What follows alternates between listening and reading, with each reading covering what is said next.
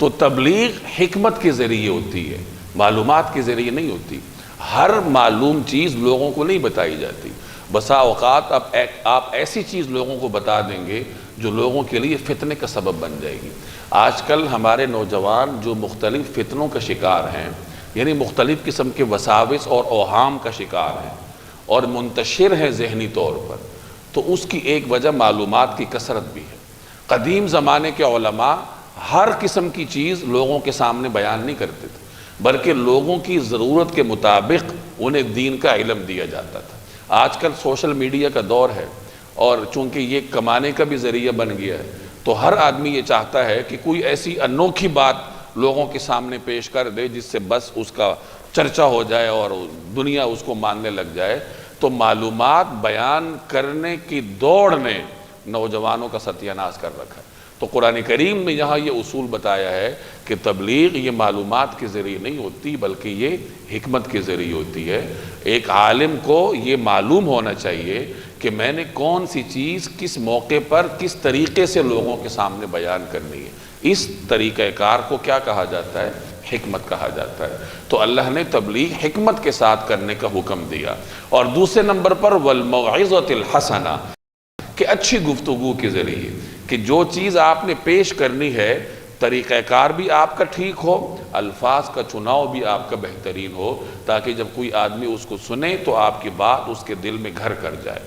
بسا اوقات مکالمے کی ضرورت پڑتی ہے کہ آپ حکمت کے ساتھ ایک چیز پیش کر رہے ہیں، اچھے الفاظ کے ساتھ پیش کر رہے ہیں، لیکن آپ کا مقابل جو ہے، جو آپ کی دعوت کا مخاطب ہے، وہ اس پہ کوئی اعتراض کر دیتا ہے، تو وہاں پھر آپ کو دلیل دینے کی ضرورت ہوتی ہے، مکالمہ کرنے کی ضرورت ہوتی ہے۔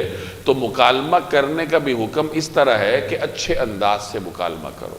وَجَادِلْهُمْ، جادل جدال لڑائی کو کہتے ہیں لغت میں، یہاں اس سے مراد مکالمہ ہے، جسے ہمارے ہاں مناظرہ کہتے ہیں۔ تو مناظرہ یا مکالمہ یہ اچھے طریقے سے ہوتا ہے۔ مناظرے کا یہ مطلب نہیں ہوتا، جس طرح ہمارے ہاں مناظرے کا یہ مطلب ہوتا ہے کہ میں ہر حال میں اپنے مقابل کو غلط ٹھہراؤں گا، اس کی صحیح بات کو بھی رد کروں گا۔ یہ مناظرہ نہیں ہوتا۔ یعنی یہ مناظرہ آج کل ہے، یہ وہ مناظرہ نہیں ہے جو شریعت نے ایک مسلمان کو سکھایا ہے۔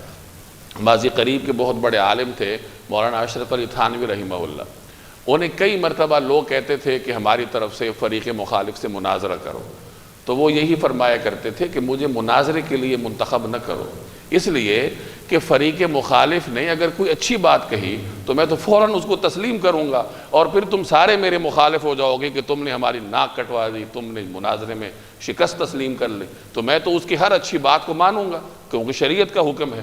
تو یہ ہے اصل مناظرہ کہ جب آپ کسی کے ساتھ بیٹھیں تو دلائل کا تبادلہ ہو، بات سمجھنے کی کوشش کی جائے، اور اگر آپ کو اس مقابل کی بات اچھی لگتی ہے تو اس کو اپنایا جائے۔ ہمارے ہاں ہوتا کچھ اور ہے کہ بس ہر ممکن طریقے سے اگلے آدمی کو نیچا دکھانا ہے اور اس کے لیے ہر حد کو پار کیا جاتا ہے۔ تو یہ مناظرہ وہ نہیں ہے جو یہاں قرآن کریم سکھا رہا ہے۔ قرآن کریم آپ کو یہ سکھا رہا ہے کہ پہلے اچھے گفتگو کے ساتھ مقابل کو دعوت دو، اور جہاں ضرورت پڑے تو وہاں دلیل دو، وہاں مکالمہ کرو، لیکن بہترین طریقے ساتھ، خوش اسلوبی کے ساتھ مکالمہ کرو۔ وَجَادِلْهُمْ بِالَّتِي هِيَ أَحْسَنُ، اور ان سے بحث بھی کرو ایسے طریقے سے جو کہ بہترین ہو۔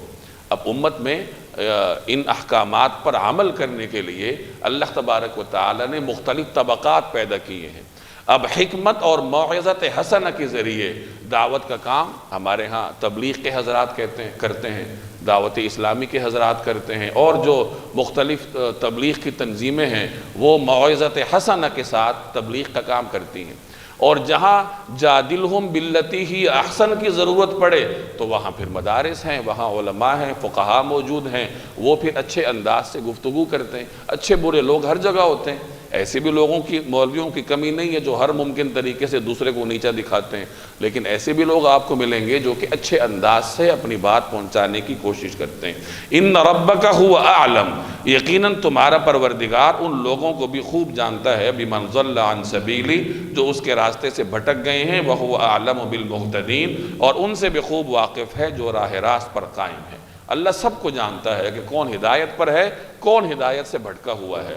گویا کہ ایک انسان کو اس بات کا ٹھیکہ نہیں دیا گیا کہ تم ہر حالت میں مقابل کو منواؤ، بلکہ حکمت کے ساتھ، موعظت حسنہ کے ساتھ اور بوقت ضرورت جدال احسن کے ساتھ اپنی بات پیش کرو، اور اس کے بعد معاملہ اللہ کے سپرد کر دو۔ اللہ چاہے گا تو اسے راہ راست پر لے آئے گا، اور اللہ کی مشیت کچھ اور ہوگی تو پھر اگلے آدمی کی قسمت اور اللہ کی مشیت